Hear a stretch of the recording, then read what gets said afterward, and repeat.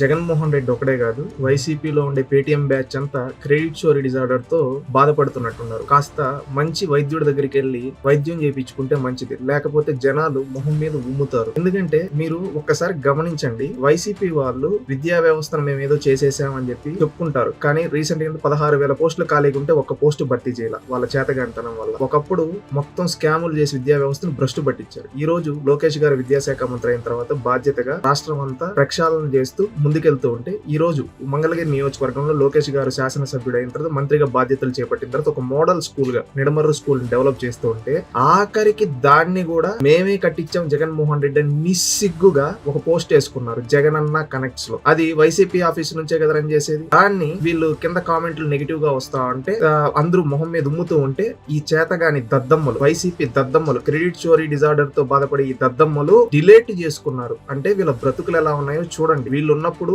ఒక్కటంటే ఒక్కటి కూడా చేయకుండా విద్యా వ్యవస్థని, రాష్ట్రానికి కంప్యూటర్లు రాకుండా తరింగొట్టిన వీళ్ళు ఇప్పుడు వచ్చేటివన్నీ మావే మావే అని చెప్పుకుంటూ ఉన్నారు. జనాలు ఉమ్ముతుంటే ఈ విధంగా డిలేట్ చేస్తూ ఉన్నారు. అది వీళ్ళ చరిత్ర.